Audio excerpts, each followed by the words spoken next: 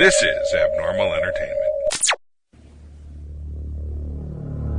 I am a real American, fight for the rights of every man.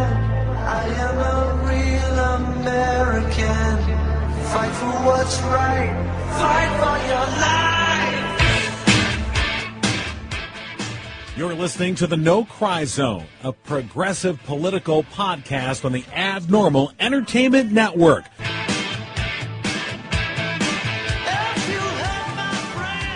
And welcome to the No Cry Zone. And again, nothing's happened. This is something week in January. We're recording the day of the Michigan Women's March. Right. The day after most women's marches took place. Which was the 1 year anniversary of the inaugural, 1 year under Herr Trump. I call it a doucheversary. I don't ascribe to the celebratory aspects of it. And here we are. We have a government shutdown underway and looming at the same time. It's just because it's the weekend. It's the weekend, really, right. I mean, it's not all hands on deck. Yeah. The sky is falling. The sky is falling. That's why I said underway, currently, and looming because right. Good luck explaining it. It's funny. Explain to the military members. I mean, we've got you're not going to get paid. Right. You're in the military. You got to show up. Got to do your job. Still got to show up. But you're not going to get paid. Sorry for your wife and kids, and sorry. It's all the Democrats. It's a Schumer shutdown. Didn't you hear? Oh, yeah. It's a Schumer shutdown. Schumer shutdown. I was listening to an interview with the former head of the CDC, and he was talking about the last time there was a government shutdown, and he said, there was what are the effects, when you have to shut down, and he said, it's interesting because the way the government classifies employees as whether you're essential or non-essential, because all non-essential employees are immediately furloughed. Just go home, don't come in, we'll let you know. Essential employees must show up. You're not going to get paid, but you must show up. You could still lose your job if you didn't show up, even though you're not getting paid. It's in your contract. And so essential employees, however, so for instance, if you're a microbiologist and you're working on the worst infectious diseases, you are a non-essential personnel. Go home. If you're the guy that feeds the rats in the lab, you're essential. You have to show up because the rats are considered government property, and you can't let government property be harmed or otherwise damaged because of a shutdown. So this is how, it's just one little example of the way they classify what is essential and non-essential. And it makes half sense in a bureaucracy. Yeah, no, you get it, but no sense in real life aspect. Right, you're like, oh, okay. So my question, is the president an essential employee? Oh. Yeah, I mean, yes, of course. Is this president an essential employee? I think everybody would love it if he went to Mar-a-Lago for a long, long time. Yeah, I think they were really disappointed he was taking the weekend the football behind for others to care for and go off and do his thing. At this point, I mean, it doesn't seem like we're not getting anywhere. Like the wall is just his Trumpism wall keeps growing each week, and you see it in the women's marches. To bring it back to that, like even the field engineer decided, no, maybe not this time, and it just seems like this is becoming the status quo. There's nothing happening this week. Boy, it sure would be fun if there was something colorful in politics this week. Oh, I was lying. There's totally something. It is a strange time to be alive, to see that transition from somewhat normal to absolutely off the hook, crazy. People shutting down governments and blaming the wrong people, and not explaining the case at all, not explaining the taxes at all, not doing these things in government. Well, each party is betting that the other party will take the blame, that will be blamed for the shutdown. I think, obviously, if you look at the facts and the logic, I mean, there's no doubt that this is a Republican shutdown of government. They have the majorities. They own the White House. They own the Senate and the House. And they could get this done either one of two ways. they could abide by the original agreement that they all cut with the president last week to deal with this, and then 2 hours later, the same deal that he scuttled 2 hours after he agreed to it, and this is the one that would be including, a resolution of the DACA, the Dreamers. But of course, 2 hours later, after he talked to somebody at the White House, and they said, "Oh, you can't do that. Oh, I can't do that. Oh, I can't do that." He tweets out, and it's dead. I mean, you even had Mitch McConnell, basically saying if using the press to tell the president, "I don't even know what the hell you want. Let me know what you're for, and then we'll be for it too." I mean, he practically said it in those words. Let me know what you're for, and then we'll be for it too. But until I don't have any idea what the fuck you're for. And there's still no resolution in that front. No, and that's what's holding it up is the DACA issue. Now, that the one way they could do it is honor the agreement that they already made, or B, they could use the nuclear option and get rid of, because right now you need 60 votes in the Senate to pass a spending legislation. That's not a constitutional amendment. That is a Senate rule. It can be overturned. By a mere majority, you could get rid of that and just say, you know what? All pieces of legislation are going to pass by bare majorities. 51 votes, you pass it. They could do that. Yeah. And that's an option for Trump because he doesn't see long term. No. Mitch McConnell does. And that's why. And then so the Republicans say, no. Especially because I think they know what's coming in November. There's a very real possibility that they're going to be back in the minority come November. So they don't want to exercise the nuclear option because they're going to be on the other side of it soon enough, hopefully. So here we are. How does this get resolved? I don't know. Well, there's the option out there, the wall for the Dreamers. Right.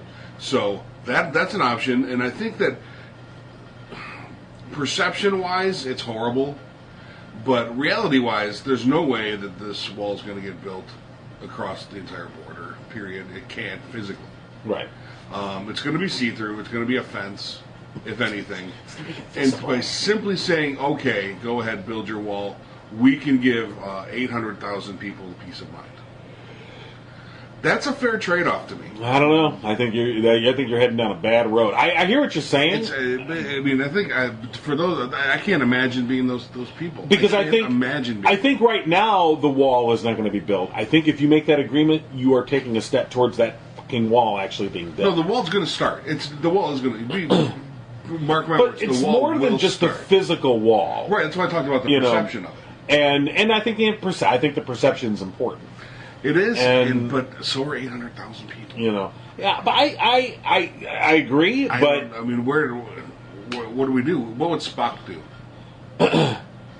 I don't know what Spock would do. That's why I ask you all Star Trek. What would Spock He would nerve pinch Trump and then sign the legislation. No. You asked what Spock would do. What would Spock's philosophy?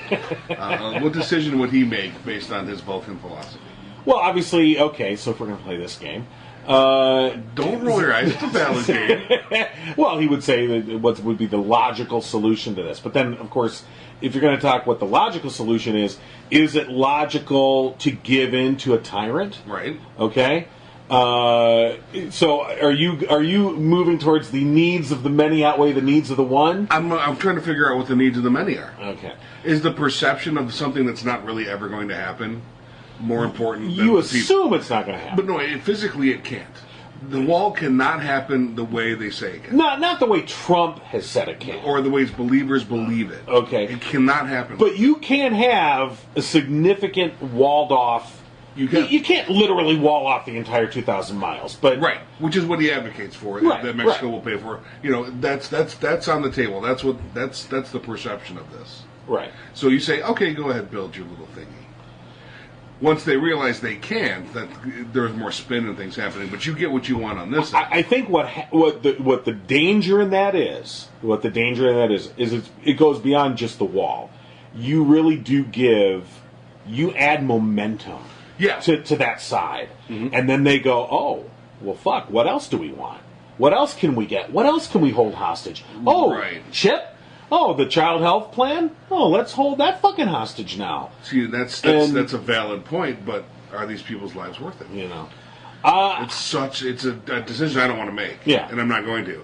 But I think that the problem with that line of thinking though is that you're then putting the blame or the onus of guilt, if you will, on the Democrats because they're holding firm.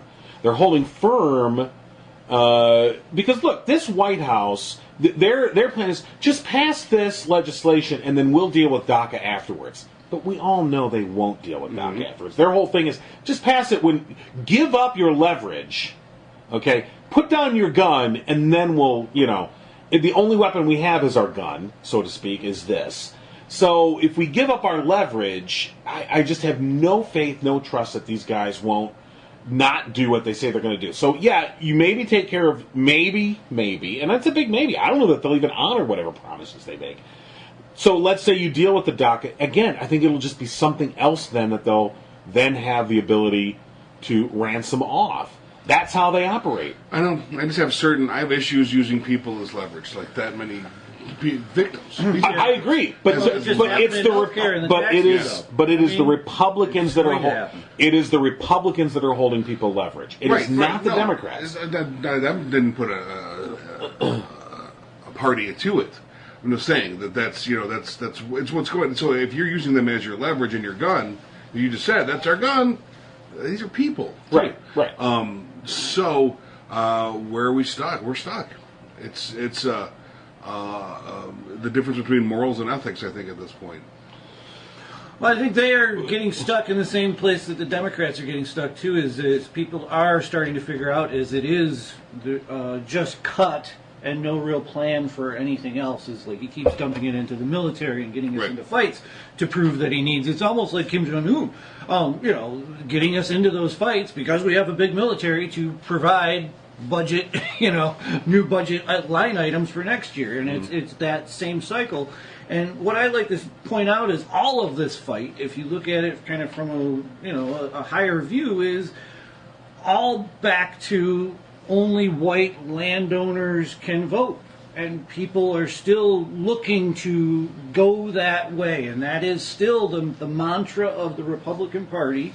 Is that rich people are smarter and better, and we have better genes, and it's coming out in like strange ways right now, but that is their mantra, is like, hey, we should be ruling because you people don't know what you're doing because we're better. That is the mantra, and if you look at that long term, you can see why they want all of these things cut, why they want all of the government contracts are going to buddies. It was already into the DeVos situation. She's been education secretary for less than a year. Now her family owns the debt. I mean, they're now collectors of the fucking debt of the student loans in this nation. So that is what's happening, is they are consolidating their wealth and consolidating their power in order to bring it back to that state of, hey, we're going to suppress the vote in whatever area that we don't like. We're going to use propaganda to completely change the facts of the nation, Just this latest one with the memo is like they are jumping on board with the Russian bots. They, all of these things, the Senator Franken, too, hit the Russian bots, and here's the Republicans stating the same story. It's not just in America, it's a worldwide wealth. Rich people want to run the world, and they're using the Republican Party because they're getting away with it. Because we are not a united front. Because as of a year ago today, I'm sure every one of those marches is less people than it was a year ago. And the Republicans know what they're doing. And this is a very calculated strategy. Immediately upon the Senate rejecting or basically saying that they're not going to, they were not going to take a vote. Claire McCaskill, Democrat from Missouri, said, all right, put up an amendment and said, all right, let's do this. Let's let military families get paid. This is right after Mitch McConnell got up and talked about how if we go into a government shutdown, how adverse this was going to be for military families. So Claire McCaskill got up and said, all right, here's an amendment. Military families will still get paid. Because people are still getting paid. There is money to pay for certain things. And he wouldn't even let that go to a vote. Because he knows. He doesn't want his members don't want to be on the record voting against military members. They want to be able to say, oh, the Democrats voted against him. It's a very calculated strategy that's going on here. I think a lot of people think like, oh, we blundered into it. The only one that blundered into this was Trump. And that was by withdrawing from a deal that was made in the Oval Office They came to an agreement, they came to a deal, and then 2 hours later, he scuttled it. But it's see-through. You know? It's planned, of course, but it's see-through. 80% of America knows what's going on, Right. And via polls. Who's to blame? Well, the Republicans for doing this. 80% of the people, the same percentage, want the DACA people to stay. Right. So it's not a representation of the people. And I think that what this is just, it's one of those last gasps for 2018. We're going to see these tie all the way up to 2018. We're going to gamble everything on what we want. Yeah, the Hail Mary. And try and get it. Right. Well, and it's going to be play after play like that. Right. Well, we'll see who blinks first. Well, the Democrats can do nothing right now. Well, the Democrats could cave. They could. I mean, but in caving, what happens? Right. Well, so they could say it does not change. I'm just saying, but they could say. But at the top of this show, you were saying that it would be. You thought it would be a good deal to go ahead and say, all right, we'll. I believe I thought I said I'm not making that decision. Okay, I understand that. But for those people who are making the decision, I think the message should be loud and clear. You just can't cut deals with the devil. Or do they just sit back and just let things ride until 2018, and we do the grand experiment times 2? Let them have whatever they want. We turn into Kansas.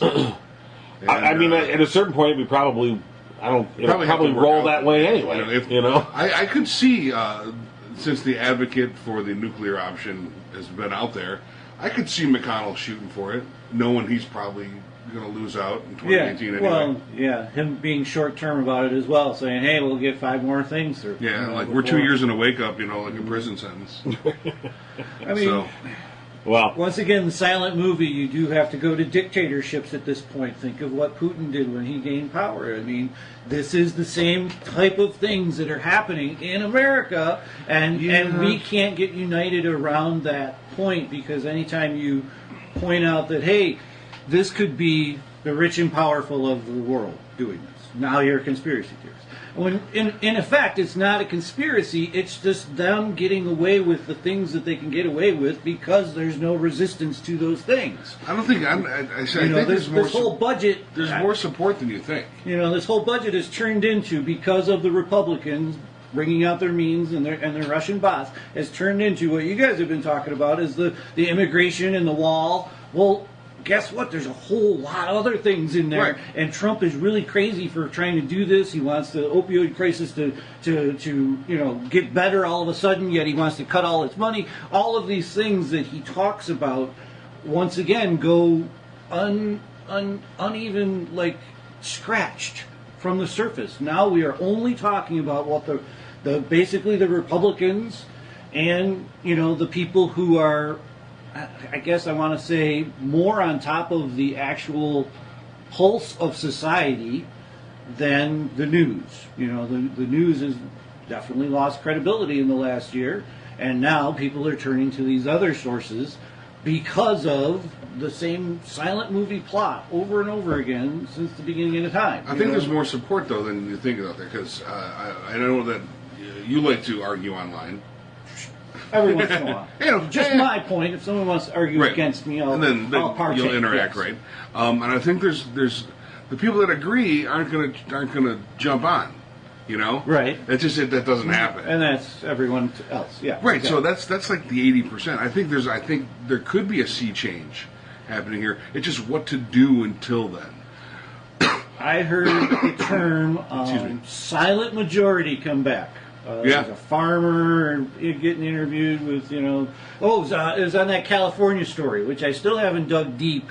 The last time California wanted to succeed or do something, that was the Russians as well. Yeah, right. I haven't dug deep to see who's behind all that. Yeah, I don't know. I saw an article that said, they connected to the Russians again. Yeah, is it really? Yeah. And once again, they know what they're doing. Separation. It's these same tones over and over and over again, and because of abortion and guns and these smaller fights about immigration or a stupid wall, go build the wall. I don't care. I don't care if you go build the wall, just keep the Russians out of my country. Get my government back to where it's actually working for the people. So you want a wall in Alaska? I don't really care. All of these things are basically just a show of bravado for every president who's done it. Obama did the same thing. And once the news kind of cycle got down, he's like, oh yeah, and then there was a director that covered his ass and said, no, I'm going to be the one that makes the decision on all the walls from here on out, and the whole process just kind of, there's money still allocated for future border things from the Obama administration. But the whole fight is what to do with the money, and it's all about bravado, and is it a wall? And the quote from Trump was hilarious, which I think it goes to most people's knowledge on it, is his whole thing was, oh, and yeah, by the way, we got to have it see-through.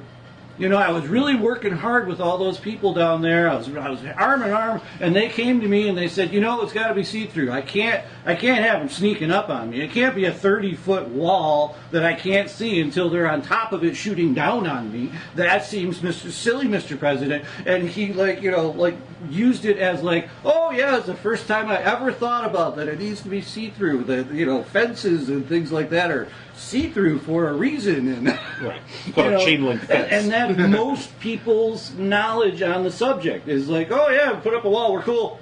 Yep. Right. Which is what David was saying earlier. That most his base just assumes that there's going to be a literal 2,000-mile Great Wall of America. Right. That will be a brick monstrosity, and it's so preposterous. It's not even worth talking about. There's also until it becomes policy. Well, yeah, exactly. There's also tone. I think there's substance, but I think there's also tone, and the tone of this administration. I mean, there was a survey that came out this week about the U.S. perception worldwide. It is the lowest it's been in decades. Mm-hmm. How we are perceived internationally, it's abysmal. And as it should be, and we are witnessing now a brain drain of science and other intellect that's leaving the country. They're like, bye-bye, not going to deal with this. I was just talking with somebody today. Her daughter and son-in-law, her son-in-law is Mexican. They're both researchers. They both research pollinators. He researches honeybees. She researches ants, pollinators, and climate change is affecting pollinators. That's the basis of their research. He's Mexican. She's from Michigan. But he just lost he's been on a worker visa here for a number of years. They've just now declined to renew it. Mm-hmm. So he's got to go back to Mexico. Okay? They have a family here in Michigan. So she's like, well, I guess I'm going too. So now they're actually talking about, and they've been looking at, and they've sort of been shopping their specialty around the world to say, all right, and they think they found a home in Spain. Mm-hmm. There's a university in Spain that says, we would love to have you. And so now they are seriously in negotiations with this university in Spain to have them both come there and take their research there. That's just one minor anecdotal example of what's going on a macro scale across the country. And harken back to pre-Nazism, what all the scientists did and why we have rockets and our physics. I mean, we started a whole generation of physicists with Einstein being here, and he was here because he was escaping the idiocy of his own country at the time. He could see it. These scientists are smart. They see the writing on the wall saying, oh my God, these guys are cutting everything. Hey, don't forget why Albert Einstein came here. Einstein fled Germany because he could see the rise of anti-Semitism and fascism, and he was just the vanguard of a large contingent of nuclear scientists, physicists who came here and eventually helped us create the nuclear bomb. Right. Germany lost, thankfully, lost that talent to us, and now we're doing the same damn thing because we don't learn shit. We don't have to look back that far. If you're, those of us in Michigan, the brain drain from Michigan. Once Snyder popped in and started cutting school programs, people fled. Kansas as well. Kansas is terrible. And why is it? Once again, I go over this time and time again, but it seems like these type of conversations never happen. It never happens in a public forum. It never happens. It's like even in I watch C-SPAN for those little glimmers of hope that our government is doing the right thing, and you might see it every once in a while, but in the next sentence you see them grandstanding for a headline quote because they know they have to do it, because to get this other fact out during the same time as testimony that is even more important, they have to have basically a headline for it to ever get talked about, maybe. That they talked about. This was the reason why we have this headline quote. You can see it time and time again. Both sides do it. That is the state of our nation. That's the state of our populace, is everybody wants everything spoon-fed to them in one little nugget. And whoever wins the nugget war, which is the Russians right now, and that is how they've changed our nation, and that is the question out there. Next person that fucking says is the Democrats being sore losers, I really want to punch them in the face. That's the point I've gotten to. You should. With these people that are just sticking their heads in the sand about the overall look of what power in the world is doing. It was an incredible way of branding the intellectual elite. That's why we don't have those conversations. Intellectuals were branded as elitists, not there for like common people, when they completely are. Mm-hmm. You know, the really good social studies teacher in your high school, intellectual elitist. But your kids learning a lot, they're having a fun time, and they're doing really well. That doesn't matter. No. So, you know, the brain drain that's killing us, and it's from the degradation of intellectualism, right. And that's a big plan. That is a plan. Right. I mean, part of this conversation I had earlier today was the great failure of American education to foster critical thinking. We've so micro-focused our kids on jobs, job training. I mean, school has become just a big job training factory now. Yeah. Everything about STEM. Yeah. I mean, you know, my kid's into robotics, and so STEM's a big part of that. And it's all important. I'm not trying to say it's not, but it's like not to the exclusion of all else, not to the exclusion of arts, not to the exclusion of, again, just that classic, you know, civics lesson. Teaching kids civics. Just how does your government work, by the way? Right. Might be nice. And you would be amazed who doesn't know. Oh, yeah, exactly. You would be amazed. And just, again, fostering... you're on the front line of that war. And just be able to foster critical thinking. We have no ability to foster... Unknown. All right. Alert! Hold Lock the doors! Right. John's a mole for All Trump. right, we're going to answer this live here. Okay, hold on. Hello? Hello. Is this Gretchen? Yep, we're in the car driving back from the Women's March. Okay. Excellent. This is Gretchen Hertz. Of course, Gretchen's been on the show several times. And you were at the Women's March in Lansing. We're going to take a break here from our conversation and get a report. How was the turnout? How did the rally go? Well, I've got my daughter with me. She went to the march, and if it's okay, she'd like to give you a report. Okay, yeah. And what's your daughter's name and how old is she? She's Audrey Kurtz, and she's 12. Okay. All right, yeah, put her on. Very professional. Good job. Okay, hi. Hi, is this Audrey? Yes. Hey, Audrey. You're on the No Cry Zone podcast, so you're just coming home from the Women's March in Lansing. How did it go? Is this live? Don't worry, we can edit. But It is It's recorded live, we'll say. Okay. So, how was it? Well, very crowded, that's for sure. I'm better at answering specific questions. Okay. Were you there last year? Yes. So, how did it compare? I'm just curious on that end. How did it compare crowd-wise to last year? There were less people. Okay, which was expected, so that's not unexpected. But you still a pretty good turnout, you think? Yeah. And what was the mood? What was the atmosphere like?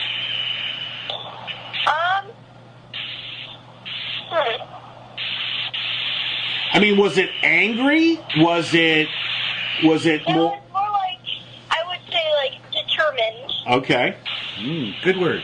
yeah, determined to do what? To stand up for themselves. For people to stand up for themselves.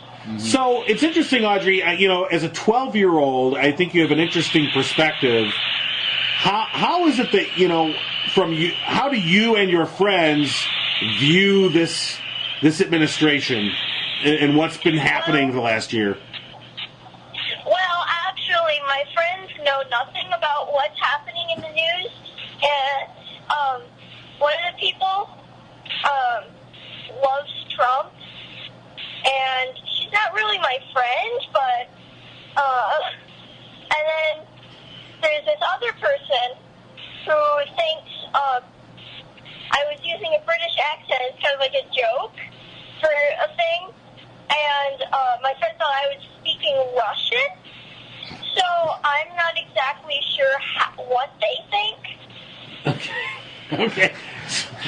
That's very telling about today's kids. My name is Rob. I have one question for you. You have to answer honestly.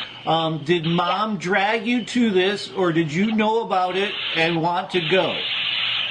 Well, I only came for the hot chocolate.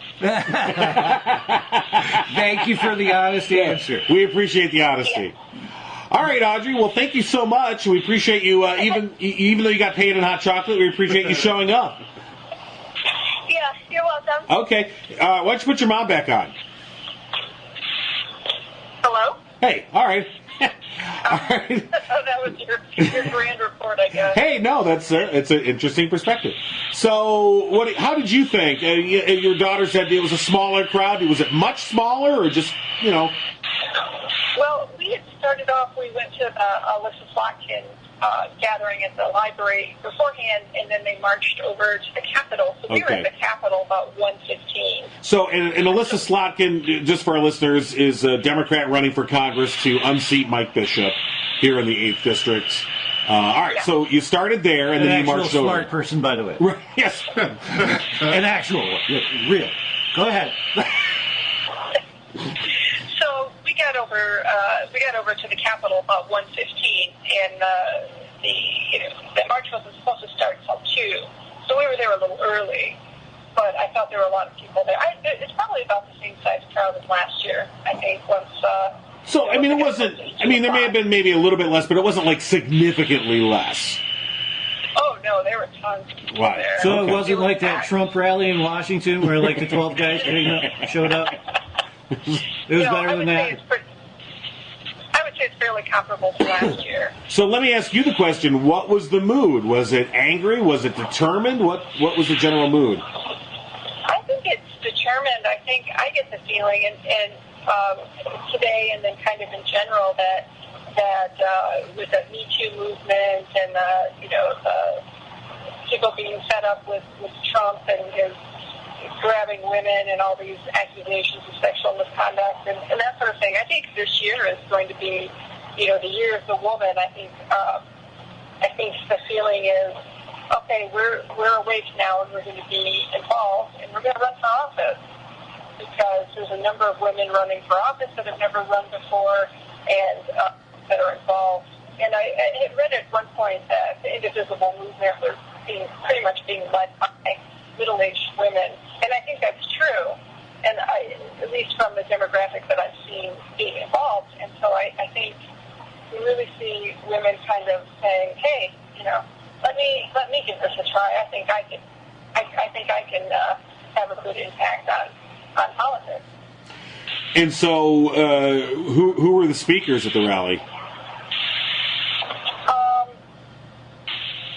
Well, who is the most powerful speaker, I guess? What one do you remember best?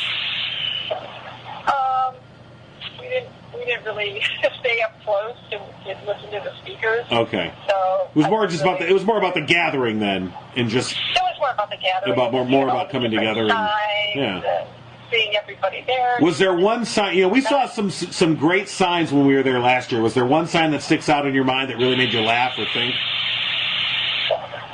Well, there was one. Somebody had printed out a picture of Trump as Voldemort. I thought that was pretty clever. My daughter made a sign that said, "No more asshole politicians." Oh, well. What? Asshole. Oh. People enjoyed that one. Yeah, thanks for bringing that up. Trump got to teach our kids all a new word. Yeah. So, all right, well, so very interesting. And some of the other rallies I saw, there were a bunch yesterday, obviously, around the country. I saw a great turnout, and I guess I was pleasantly surprised to see that, because a year later, You know, you think like, well, maybe the resistance, so to speak, will dissipate, but it seems like it's gaining steam. Yeah, no, last year was kind of anger and confusion and upset, and this year is more like, okay, we know what we need to do now, and we're doing it, I think. Right, well. We said like, and there were people, they introduced all the female candidates that were running, and then there were people in the crowd registering people to vote, nominating petitions for gubernatorial candidates, and there were also some other ballot proposal petitions out there. So people were, working the crowd, getting their message out, and all right. Well, I like the way you said that. It's like we know what we have to do, and now it's just time to go do it. Yep. And I think you'll see it. Well, that's what we're hoping for. So, all right. Well, very interesting. Thanks, Gretchen. We appreciate the call in and the perspective on the march. Oh, yeah. And, I'll just tell you very quickly. Jocelyn Benson's she's running for Secretary of State. She's the only Democrat that's declared. And she's going to be in Livingston County. I don't know when you guys are going to post this, but she's going to be at the Democrats meeting on Thursday night this week. And she also expressed an interest in speaking on your podcast. So I don't know. Say her name again? It's Jocelyn Benson. Just for name recognition. Yeah. We may have to find a new place to record. I don't know, Gretchen. We'd really like to talk to her, but we'll have to clean up the barn. I'm not sure that we're up for that. Hey, we just had a show. I just did. All right. Well, and she's going to be, so she'll be speaking Thursday at the Democrats meeting. Is that going to be at their regular headquarters? Yes, the regular at the Remax. Okay. Oh, at the Remax. Oh, in the theater there. Okay. Yeah, maybe we could do that. Go to the meeting. Person hasn't gotten a hold of you. I'll ping her again. Yeah. Have her do that. We'll check into that and see what we can do. For sure, we'll try and make that happen. All right. Hey, well, thanks, Gretchen. We appreciate it. We'll talk to you soon. Okay. All right. Bye. Okay. That's heartening. I was glad to hear that. Good to hear from Gretchen. It's always good to hear from Gretchen. Yeah, I just saw on Facebook that she was there. So to hear from Gretchen when she has good news, too. Are you social peeping? Oh, wow. Right. We got the witnesses? It's live. So I'm glad to hear that there wasn't like a significantly lesser crowd. And some of the crowds I saw yesterday in some of the other cities, amazing turnout. Yeah, San Francisco was intense. Right. And again, I think the Republicans... That's why they're not so keen on that nuclear option, because I think they see what's coming in November. At least we hope. There's all the indicators. I don't think we're in a bubble saying that the indicators are there that people are angry with conservatism in general. So I don't like to be as hopeful as it's going to be a massive change, and I'm not quite there yet. But there's indicators that it could be. Yeah. That's fair. It's a fair statement. I think both sides are very confused. Well, not one more than the other. The Democrats seem confused on what their role is in the new social world, the new meme world, how to do it, how to work it, how to combat it. Right. Yeah, in their defense, it's nothing new. Yeah, nothing new. And the other one doesn't realize that that's not the only world. That they are winning in that world, but that isn't. Sooner or later, people are going to be expecting something to happen, with power. That's why it undulates back and forth. Because people expect something to happen. May upset people, but do you think that the Republicans learned to function their party under a cult of personality from the Democrats? So, give me an example of the Democrats. Obama. Okay. When you have a cult of personality, people rally. Trying to do no wrong, and people who Carter when he ran, Bill Clinton, right? I would say. Without that cult of personality, we all are just kind of to the wind. Right. You're saying there wasn't a cult of personality around John Kerry? No. No, and I always like to say, why the long face, John Kerry? Oh, God. And going back to that snippet thing, Dukakis. Right. He was actually running pretty close. For as dopey as he was, everybody wasn't expecting him to be that close at that point until he did the tank thing where he looked like a complete. It was a combination of penis that and a giant. Right. Whatever. Right. I prefer whack-a-mole, but that's okay. Yeah. But anyway, that was the headline thing where And- everybody went, "Oh, Dukakis, Right. yeah, we don't care." That was Maybe I'd vote that for was him. combined with George H.W. Bush's decision to go along with Lee Atwater's saying, "Let's put out the Willie Horton ad." Right. And he didn't want to do the Willie Horton ad, but he was like, but Lee Atwater said, "Look, you're going to lose to this guy," and he said, "All right, fucking do it." And then they this completely racist, absolutely racist ad that was put out there, and it just really it had. I don't want to say it had never been seen before, but it really just took it to a new low. It hadn't been seen like that on a national stage. It really took it to a new low. And it really, in a lot of ways, that Willie Horton ad turned a corner in American politics that we are still, dealing with to this day. And the tank helmet. So, that and the tank helmet. But they wouldn't have even seen the Willie Horton ad if the tank helmet hadn't happened. They wouldn't have known his name. They wouldn't have cared. And so Dukakis was dopey, but he was W. Bush dopey. Right. Like, I can hang out with that guy. Well, Dukakis, I mean, I think Dukakis was he still is, he's still around. Smart man. I mean, policy wonk. We're just talking perception. And, I mean, he was a smart guy, he was a policy wonk, and the Democrats have a long history of putting guys like us up there. Smart as hell, smart as a whip, love to talk policy. They could talk policy till 3 a.m, and these guys lose all the time. Right. Because they don't have the personality. And again, that's why Bill Clinton was so successful. He merged those two together. Here was a guy that could talk policy till 3 a.m, and in the meantime, he was also playing the saxophone, getting a BJ, and smoking a joint. So you put those two things together, and you've got a very successful... All at the same time? No, You can multitask. I said in between. Presidents are awesome. Well, it was more of the backfiring of the cult of personality. On Dukakis, it completely backfired. Nobody knew his name until he was a cult of personality, and then it was the reverse. I think the Obama example is great. I think it is right on, because there was a bit of a cult of personality around Obama that did inspire. He inspired people. Right, I mean, and he was very intelligent, and he was a policy guy anyway. And, we got lucky, and the cult of personality didn't turn out to be the liberal equivalent of Trump. Right. Which is could have Hulk Hogan in or like Alan Grayson from Florida. I mean, here's a guy who some of the things he says, you go, yeah, I agree with that, and then the other things you're like, you're a horrible human being. you're left Trump. Yeah, exactly. So somebody like that, exactly. So in that sense, did the Republicans go? We need. Did they see Trump? See, because they didn't plan for Trump. No, they didn't create Trump. Trump kind of just wormed his way in. I think the rank and file decided for them. Exactly, and that's where the leadership of the party, it was decided for them. And the rank and file decided on Obama for the Democrats. He wasn't their choice. Yeah, right. Not in the first time, even to go into the Senate. I hate to do it, you guys, but it's all the money. I mean, it's the money did all this. The money did this. Rob, the money had their... I'm sorry. Yeah. It's really that's why the Republicans are behind him. Is that's where the money was going. Yeah. But they wouldn't be behind him if he couldn't win. They wouldn't have done this with Jeb Bush. They only got behind him when they realized he could fucking win. Mm-hmm. He could win. Which is why Marco Rubio is probably their next superstar. Who the hell knows at this point? Well, better yet, who do the Democrats rally behind? We ask it now and again. I'm narrowing things down to not Oprah. I still want President Rock because that's just fun. Sorry. This is the experiment again, part 2, but let's just have fun this time. Okay. Like we're going to wage war against Sumeria. There is no Sumeria. Where did it used to be? I'm going myself. That's just going to be fun.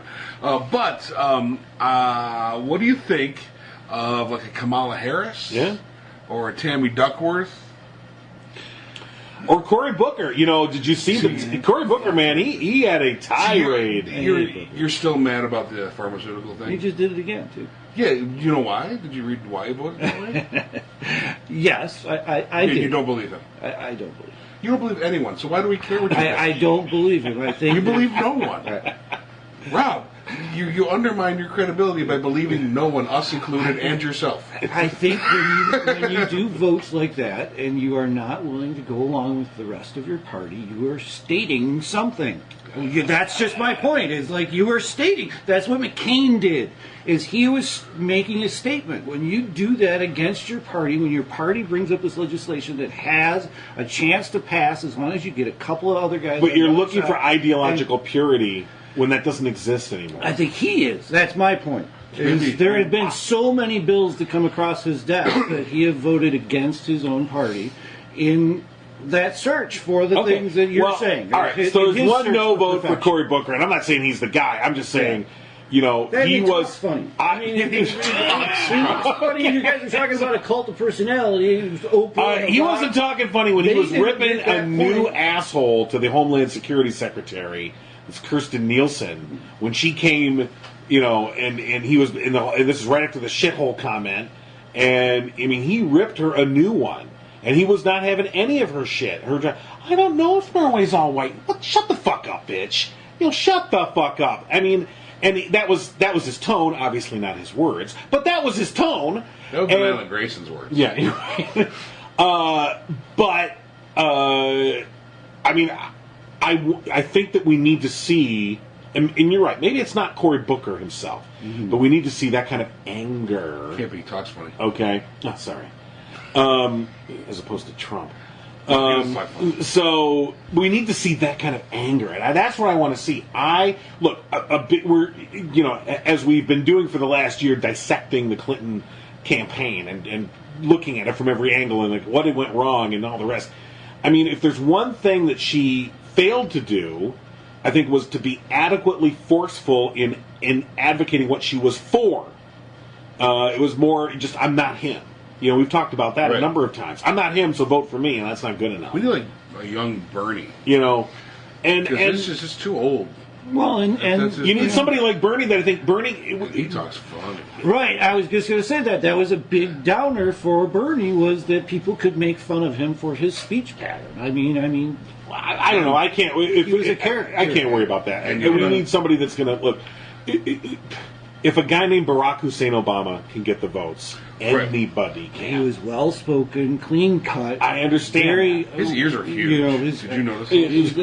Right, but the thing is that he made all the right moves and had an organization behind it. And look, the money followed, no doubt about it. But before the money got there, he made all the right moves. All right. So here's my argue question of the next 20 minutes: is if we do get this giant blue wave that all the Democrats are hoping they're praying for, so we could actually get these tyrants out of our government, will we be able to actually govern? It happened with Obama. We had that cult of personality, and then everybody got scared. Yeah, I think we will. We have a track record of doing this. Will we? Would we be in the same position now? We got Obamacare passed when we finally had to do it. It took us a long time.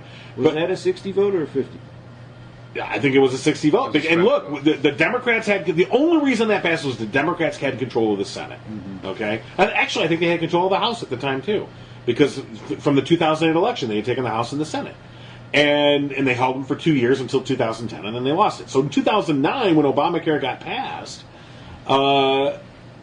they eventually spent so much time spinning their wheels trying to get Republicans on board, but when the time came. When they said, all right, we're not getting any of these people on board, we're doing it, they passed it. They just said, well, we got to pass it. And they used their majorities, and they passed it. And the Republicans had to stand on the sidelines, with their thumbs up their ass. Now, to their credit, if you will, the Republicans then, I think, very successfully used that as a rallying cry and completely turned it on its head. And they exploited it very well for political gain. But the Democrats have a history of being able to govern when they have majorities. You can debate whether it's good or not, but they get shit passed. The Republicans, they have one thing that they've passed in this past year, and they've got big majorities. Mm-hmm. Well, not in the Senate, but I mean, what's the one thing they got passed? Right. Was this fucking tax cut?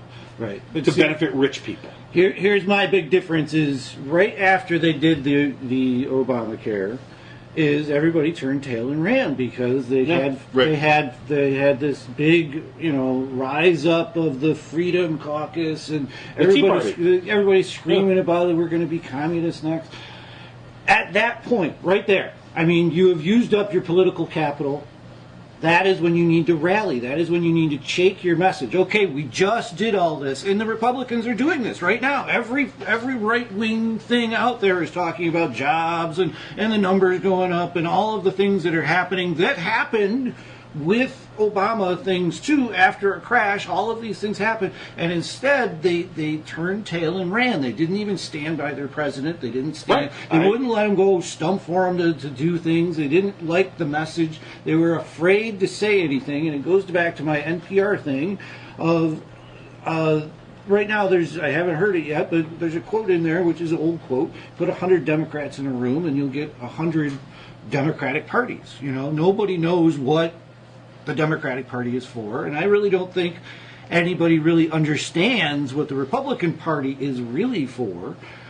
And both sides. Well, I think the masses, the swing voters, the people who work in factories that are thinking that Trump is going to save their job, they're being lied to, and they're being manipulated to gain their vote. And my point is right now it's up for grabs. I think it's up for grabs. It's always been up for grabs. And it's a messaging issue. And until you can actually prove that you can govern and govern well and say, hey, okay, this is our thing. We used up the political capital we have. We're going to stand behind it until death. Well, the Democrats haven't. The Republicans do. The Democrats have not decided, at least that I can tell yet. To your point, there's still this argument going on in the Democratic Party about which way to go from here. One way being the Bernie way, and I only say that basically embrace the issues that excite, the base, if you will, but excite Democratic voters, that will also engender support from the center if you can explain them properly. Or the other side that says, oh, no, it's almost the exact opposite. No, let's just play it safe. Play it safe. If we just tweak a couple of things here and there, we have the same basic message we can squeak in. And there seems to be those are the two things. Like, basically, go bold, and the other, go bold or go home. Let's just stand out there and say, these are the things that we're for. This is our vision of America. This is how we think it can be accomplished. And you know what? And recognize that, the Republicans, of course they're going to tear this apart. Of course they're going to criticize it. Anticipate the criticism and blunt it before they can even say it. Right. Okay? And change the damn subject. And then the other something that's bad about their, and then the other side, I think, is still and that'd be the Clinton approach of that, because that's how she ran her campaign of, let me just tweak it a little bit and kind of just nudge through the middle, and if I can just find this middle ground, I can get there. I don't want to go too bold. I don't want to piss you off. I don't want to, I'm just going to take this middle ground. And I don't think the Democratic Party's decided which way they want to go yet. In other words, do you embrace issues like, okay, and I know this is one, transgender, bathroom use. All right, this is one where so many people that are Democrats roll their eyes and they go, oh, God, please don't bog us down in fucking transgender bathroom. This is why we lose elections. But I think that's the Clinton side. The Bernie side would say, yeah, you embrace that. That's a value that we stand for. That's a principle that we need to stand behind. If we stand behind it and stop running from it, now this is what you were talking about before. Stop running from the shit you support the minute somebody goes, I don't like it. Go, okay, well, let me explain why we think you will like it. Right. Here's why. This is why this is a good thing. This is where the Democrats utterly fail. Is being able to explain to middle America why these policies will be beneficial to them. That's where they fail. Except Cory Booker. For a certain amount of people, yes. I mean, probably more than Bernie. He probably has more of a chance than Bernie did. Well, yeah. I'll the give thing you is, that. well, if the requirement is to stand behind something that you believe your party believes in, and then hold that, that's what he did. So does even Bernie. when the rest of them, Bernie was too. So they're out there. I think there are other humans that, in a different atmosphere, would step forward, and I hope it's a woman. I really do. I think that is it Iceland? Yeah, Iceland has just shown the world how important that viewpoint is in the whole human structure. I hope it is a woman. I think it's time for a woman. I hope we can get over this hump in our society and go forward. Could be Bjork. Let's get her in. Once again, I think if you just get a president in and don't go with the whatever message the other side of what I'm talking about, this giant power money grab of everything in the world, not just of America, of everything in the world, that people are like just ripping and greedy motherfuckers out there. I mean, that's your enemy, and we all have to fight against that. Mm-hmm. And as soon as you do, you'll gain your sane Republicans back. As soon as you start putting out a message of, this is why we want to do this, because this will actually save your job at Crane. This will save your job at Caterpillar. This will actually save, our natural resources. We won't breathe dirty air. These are the things that every family wants. I mean, think of the shit that you do to just buy your house. And then the things that you'll do after you buy your house to keep your house clean and tidy. Everybody wants these things, and that's in that Gretchen gave us that book. It was How to Start a Revolution. It all comes down to common needs. Common needs, and we need to have a common need message, and everybody wants facts. I think that all of America really want a source that they know isn't bullshitting them, isn't coming out with these things to battle this and call this guy a bad guy and this guy's a bad guy. They just want to know what you're going to do, and it comes down to not just your president, but you have to embrace the whole message. You know why the common needs message falls on deaf ears? Because there are no common needs. Now, hold on. In America, everyone is relatively safe. Everyone who's voting, their kids are going to a school. Well, they have the ability. They have the ability to vote. Your kids are going. The middle America, the voting people of America don't have any desperate needs, and what they see is people with desperate needs infringing on what they have. The commonality is gone. Right. Like if you look at a Maslow's hierarchy, most of us are right there in the middle. So we're voting based on what we want, not what we need. And it's the perception that the needy people are infringing on what they have, right? Even though really they're not. Really they're not. But it's the perception that they are being manipulated and used by people like Trump and the Republicans. So it's consumer behavior, really. Right. The Democrats are playing to a case of need a lot of times. We need this, you need that. We need to help these people who need these, need. Wherein Republicans play to wants. Oh, you don't want your little girl in the same bathroom as a tranny, do you? Oh no, hell no. You don't want abortion. That's murder. Wants and needs, and then that's where the mistakes happen. It comes back to I don't know if anybody's noticed, but the price of eggs around here has gone up quite dramatically. I did not know. Yeah, I don't know the reason, but it hearkened me to a story I heard about the Iran riots. They're having riots in Iran right now. Correct. This is a dictatorship, and it's kind of like what happened in our election. Is many on the other side weren't voting for Trump; they were voting against Hillary. They couldn't stand the idea of whatever message they had in their head about Hillary, so they were going to vote against their better judgment almost, and things that they wouldn't do, but they're not going to care about it.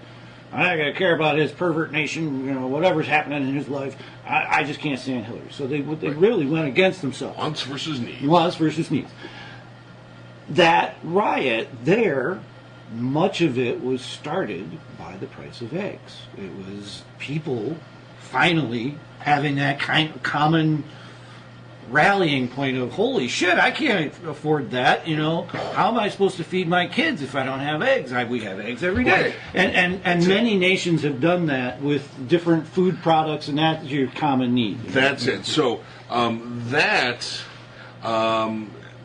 because you don't have to serve eggs. Right. It's still a want. It's a basic want, but it's a want that hits a lot of different people. Rich people don't buy eggs.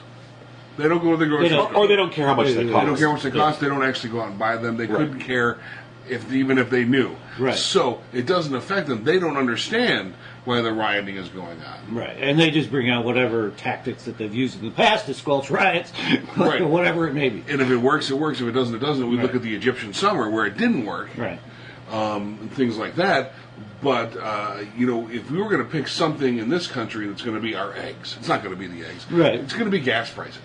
Right, Well, and, I was going to say Netflix, but go on. When Netflix and that could be it too. I mean, right now that's another battle that once again we're stuck on shithole because nobody's paying attention to that whack-a-mole in the FCC. He's taking away those things. We've talked about it before, but Right. once again, But- how many news cycles has it been since we talked about this? Since the news has talked about it. Although I did see the Democrats, it's something the other day, the Democrats have 50 senators now Yeah. ready to do an overturn it. Now they need 60, Yeah. but they started at like 12.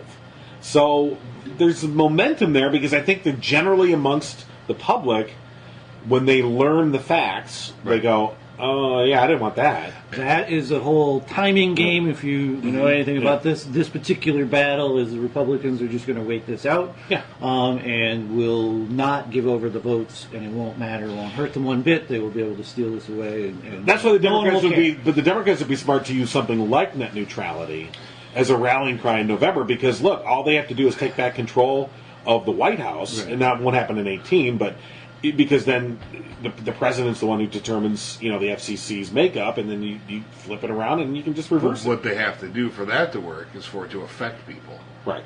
And it hasn't yet. Right. No, So let's go back. You were going to say gas prices, though. Oh, so gas prices could be that rallying cry. Obama took shit. Took tons of shit for gas prices. and that once again that was that doesn't affect rich people. So yeah, Still, so this is a good point that you bring up. So here we have so this could be a beautiful moment of Zen because here the economy is picking up, okay, and they're predicting, I think they said 4% GDP, which is phenomenal. It's really good. And very low unemployment. And of course, we know that these trends started well back into the Obama administration, Right. and they're paying fruit now. But hey, that's how the world works. Right. And because of this horrendous tax fucking bill, you got companies like Apple, which just announced it's bringing home a bunch of money that's been stashed overseas because the tax structure is right for us now to do this. So you do have companies doing things like this that, even though overall, yes, there'll be a short-term benefit for Americans, a long-term negative because of the tax bill. But anyway, all right. So Trump has gotten he's inherited some good, a good economy from Obama. After Obama did all the hard work of 8 years, the Obama administration did 8 years of hard work of rebuilding from a completely devastated economy and slowly fixing it and getting it back to where it should be and getting the engine primed and getting it. Everything's timed good, and I got the oil changed, and the plugs are cleaned, and now I got to put this in here, and now the engine's going. Okay, now Trump takes over. He gets to take over this engine that's chugging along, and he's all right. He's going to put a little STP in the tank.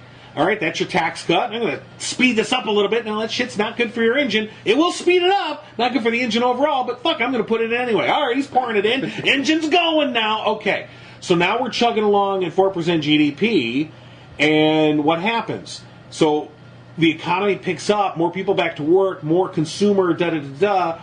There's more demand for oil. All right? More demand for oil means when the demand increases and the supply contracts because there's only so much supply out there, the price goes up. But we know this is not new, but every time the price goes up, everyone just loses their shit. They lose their shit. It doesn't matter what you can do. Well, actually, the reason the price goes up is because the economy's chugging along. It's actually good news. But you can't tell them that. They don't just, oh my God, it's $4 a gallon. They lose their shit. Just like when the economy crashed, how gas prices crashed. Gas prices they went, in the course of a month, they dropped like $1. I mean, in 2008 into 2009. I mean, they really dropped because economic activity plummeted. And they just didn't, and there was a glut of oil. Now they're like, they can't get rid of it, so the price drops. So, to David's point, in an ironic way, maybe we will see this. Maybe as the economy heats up and gas prices start to go up, you can't explain to them why, even though Trump and the Republicans could make the case and say, well, it's just good because the economy, they'll try, but most Americans won't give a shit. You're right. They'll pull in, they'll fill up their tank and go, well, I paid how much to fill up my tank? I paid how much to fill up my SUV that gets, 8 miles a gallon? What the fuck? And they will lose their shit. Now, whether that translates to votes in November, good luck with that, but... You know what it does translate into? Is it translates into billions and billions of dollars for certain people on this planet. I mean, to enact that policy. And it's a very small percentage. You can talk about GDP and that the job rates are lower, but if they're shittier jobs or they're jobs that don't provide for your family, that is the boomerang. That is what to me is historically that has been the message that has never been provided the American people, is what the Democrats have done over time for that boomerang effect. Mm-hmm. They have been that cushion. They have been that thing that keeps the economy from going too high and going too low. And that has been the motto of the Democratic Party, is to enact things that do that and to give the people more consuming power, but at a lower GDP rate, which is what everybody screams about, because they say that the argument against a low GDP rate is that that money is being spent somewhere and we're just not getting it. So in order to have what Obama did versus what Trump did, we lost trillions of dollars in the world. But that's not really the case, because they never factor in all of the other things, all of the health care, all of the benefits, all of the, the social structure, the investments that happen because we were doing infrastructure investments. All of those things were actually adding to our net worth instead of our GDP. Our GDP is just a number each year of how much we produce, how much is going out, how much is going around and flying around. But net worth has been going down for decades. Right, and that's been a message that's come out of the Democratic Party for a long time, but we have not effectively messaged that to the public. People don't understand it. Exactly, and then that's the barrier. We almost need for our time, when you look back, you look at history, and you look at how FDR was able to, with his fireside chats through radio, but was able to take these what were then very complex issues and sort of put them into bite-sized nuggets for the American people. More nuggets. Sorry.